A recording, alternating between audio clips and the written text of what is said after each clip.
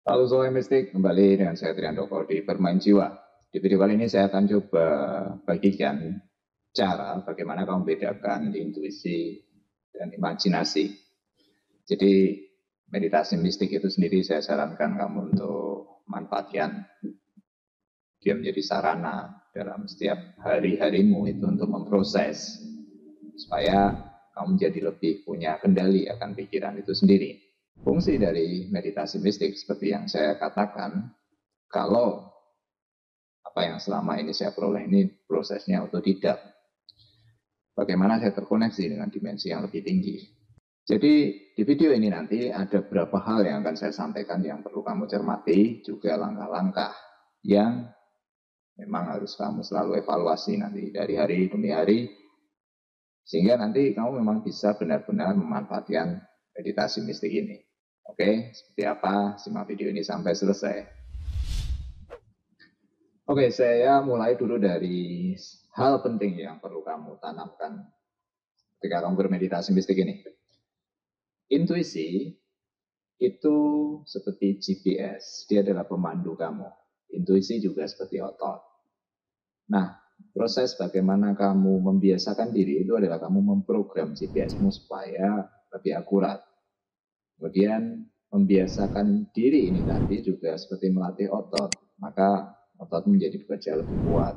Nah, bagaimana kamu memprogram ini semua itu dari jurnal yang kalian lakukan. Jadi kalian punya catatan sendiri pada setiap kali proses meditasi mistik kalian. Kan ada 3 fase. Nah, fase selama meditasi itu memang benar-benar kalian bebas. Tidak usah dianalisis, dipertanyakan, biarkan saja. Nah, kalian punya catatan nanti di fase 45, itu kalian selalu jurnal. Jurnal itu terkait dengan meditasi saat itu dan refleksi, kaitan apa yang kalian temukan dalam hari-hari kalian dengan peristiwa sebelum-sebelumnya. Jadi ada keterkaitan nanti meditasimu itu sendiri dengan apa yang bisa kalian jurnal. Nah, ketika kalian amati nanti kalian akan menemukan pola saat mana meditasimu itu sendiri menjadi lebih akurat dan saat mana yang lain itu tidak akurat. Semua pasti terkait. Jadi kamu amati kok satu saat kamu bisa akurat, waktu itu meditasinya bagaimana? Kondisi hatimu seperti apa? Kondisi fisikmu seperti apa?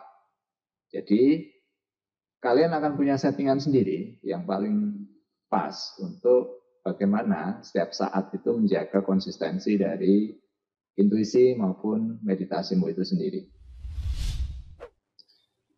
Lalu poin berikutnya yang perlu kalian ingat selalu adalah meditasi mistik ini adalah tentang bagaimana kita terkoneksi dengan dimensi yang lebih tinggi. Ini berhubungan dengan ketuhanan.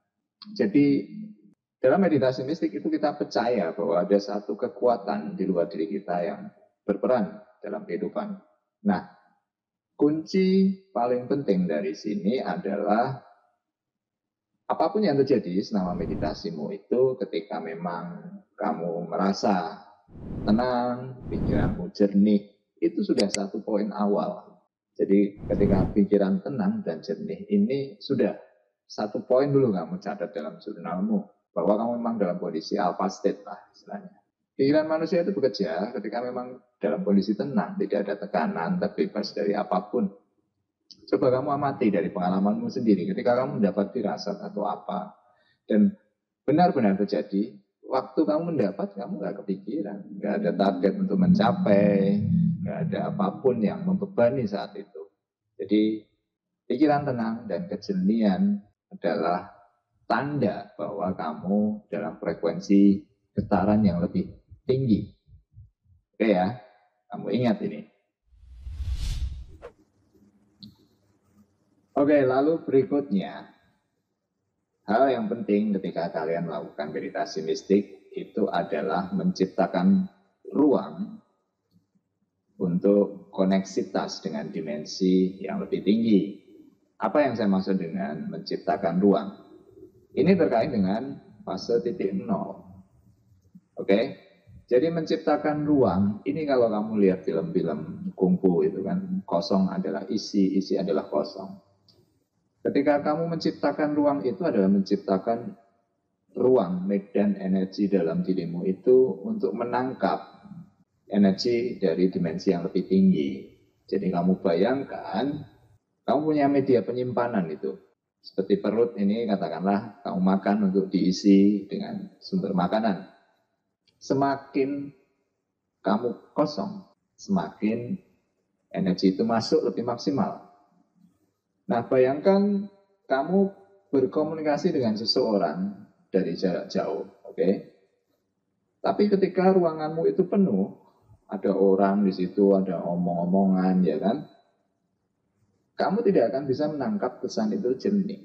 Fase titik nol itu yang dimaksud adalah kamu menjernihkan tadi yang saya katakan itu adalah modal awal koneksi dengan dimensi yang lebih tinggi, kemudian mengosongkan ruangan itu dari muatan-muatan pikiran yang lain. Nah, proses mengosongkan itu bukan kamu berusaha mengosongkan secara aktif, tapi pikiranmu itu, memori bawah sadarmu itu memang mekanisme kerjanya reaktif. Jadi ini yang orang sulit ketika bermeditasi mengatakan bahwa mas pikiran saya nggak bisa kosong. Yang kamu perlu perhatikan itu adalah pikiran itu akan selalu ada. Tapi ketika kamu tidak bereaksi, maka itu akan hilang dengan sendirinya. Nah, orang terjebak dengan mengupayakan itu menjadi kosong. Setiap kali pikiran itu berusaha, dia itu menciptakan muatan di situ. Maka ini yang saya katakan ketika kamu belajar awal meditasi mistik, kamu belajar menjadi pengamat dulu. Supaya kamu memang bisa menjernihkan, mengosongkan ruangan energimu itu untuk diisi dari dimensi yang lebih tinggi. Oke ya? Nah kemudian, jadi ada 3 fase itu kan tidak sekali langkah. Fase meditatif, titik nol, kontemplatif. Meditatif itu pengkondisian, titik nol tidak ngapa-ngapain, kontemplatifnya untuk mengolah. Oke? Nah, nanti akan balik lagi. Jadi dalam 1 kali proses meditasi itu balik 1, 2, 3, 1, 2, 3. Ada fase titik nol yang hadir begitu saja. Tanpa perlu kamu berupaya. Jadi kan ketika kamu sudah masuk fase kontemplatif, itu kan kamu buat manfaatkan. Apakah untuk menciptakan apa yang ingin kamu lihat ke depan. Ini terkait dengan law of attraction. Atau kamu hanya mengamati. Nah, satu mekanisme yang perlu kamu pahami sini, ketika itu kosong, kemudian dia akan diisi energi, koneksitas dari dimensi yang lebih tinggi. Maka di fase kontemplasi berikutnya, pikiranmu akan memproses itu. Kemudian muncul hal-hal yang kadang aneh, ya kan? Tapi yang perlu kamu perhatikan adalah kemunculan ini tadi mengalir begitu saja. Semakin itu mengalir, semakin itu jernih, itu juga tanda bahwa kamu terkoneksi dengan dimensi yang lebih tinggi. Nah, kuncinya apa di sini? Nanti terkait dengan medan energimu. Ini terkait dengan cakra, terkait dengan olah nafasmu juga. Jadi ketika kita belajar spiritualitas itu antara keseimbangan mind, body, and soul. Pikiran, tubuh, dan jiwa kita. Jadi ketika ini balance, semua akan berfungsi optimal. Oke, kamu meditasi sudah tenang, tapi fisikmu kecapean, kamu tidur. Fisikmu bagus, ya kan? Tapi pikiranmu kemana-mana, akhirnya juga ruanganmu jadi penuh, ruangan energimu. Jadi semua itu kembali pada keseimbangan. Titik nol itu adalah keseimbangan. Keseimbangan apa? Keseimbangan ketika dimensi dari dirimu terkoneksi dengan dimensi yang lebih tinggi. Tapi kamu tidak bisa memproses.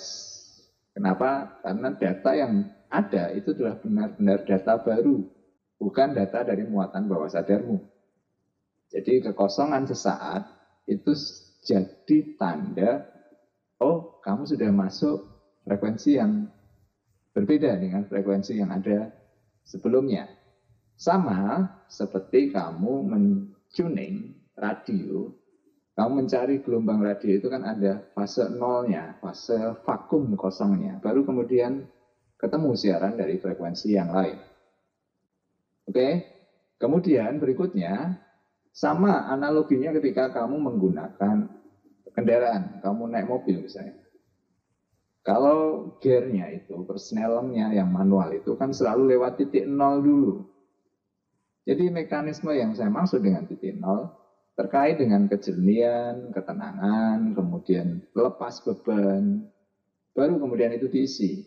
Oke, paham ya yang saya maksud dengan menciptakan ruang koneksi? Itu yang saya maksud dengan fase titik nol.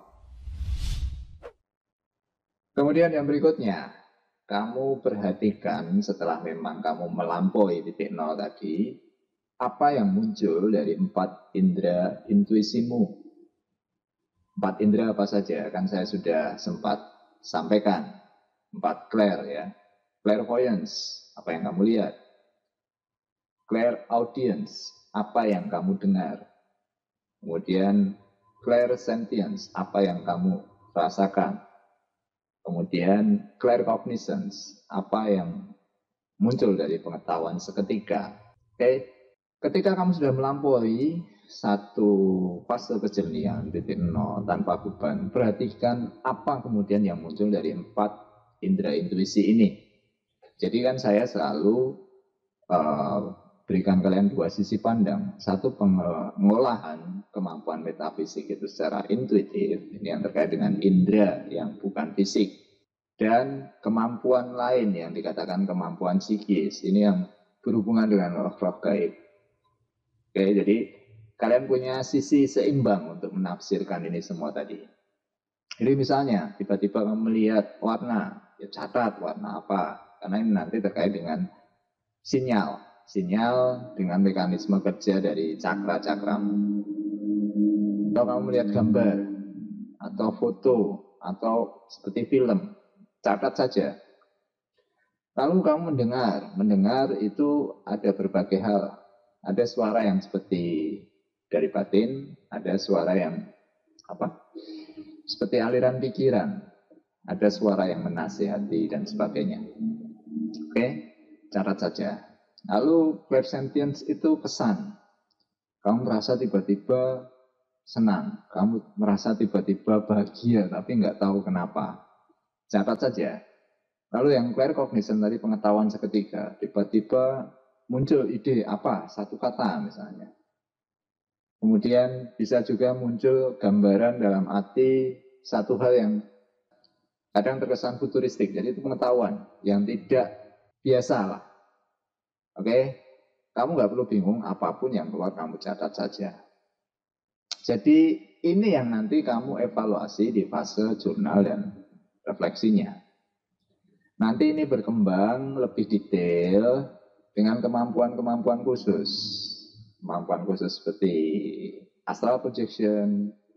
Kemudian juga nanti waktu meditasi kamu nggak dapat apa-apa, tapi kamu dapat mimpi. Artinya terjadi di luar meditasi. Nah, ada fase yang saya katakan refleksi, itu mungkin nanti terjadi dalam peristiwa sehari-hari. Tiba-tiba kamu ketemu seseorang yang langsung memberikan solusi misalnya.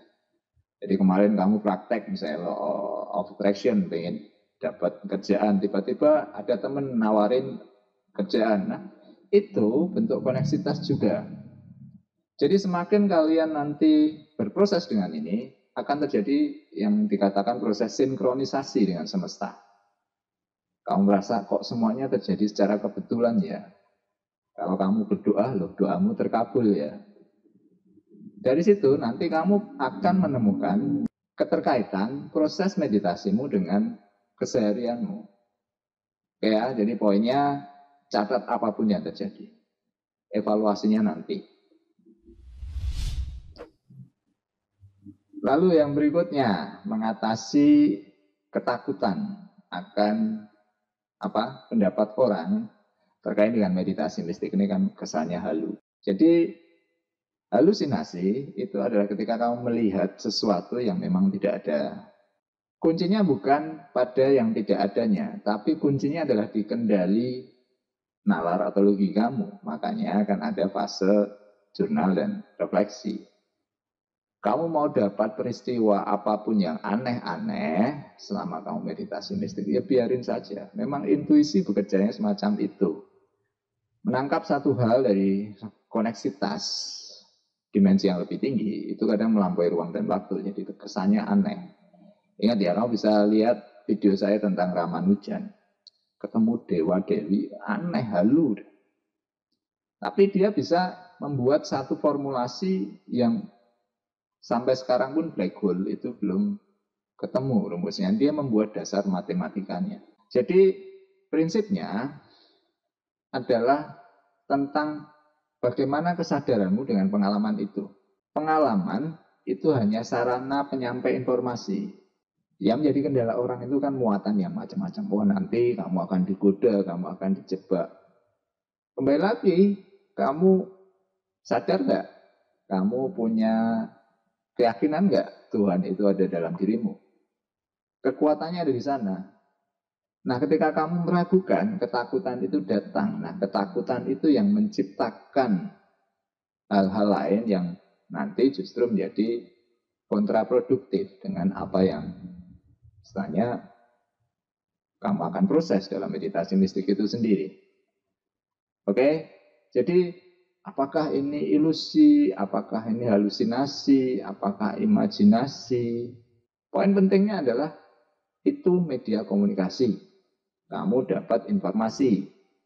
Nah, informasinya bisa kamu pakai enggak? Manfaat enggak? Kalau enggak, ya sudah, enggak usah ikuti. Jadi sederhana sebetulnya. Kamu yang mempersulit dengan ketakutanmu.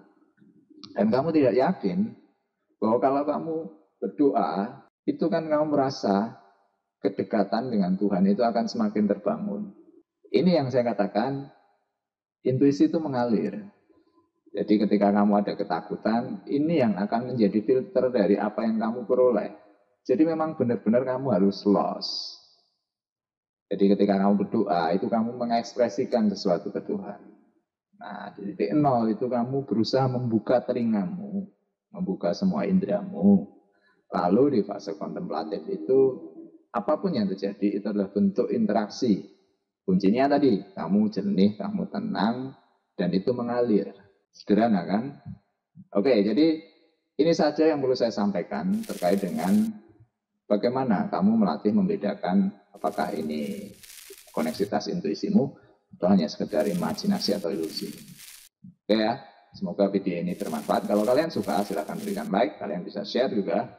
Kita akan ketemu di video selanjutnya. Selamat bermeditasi, selamat bermain jiwa.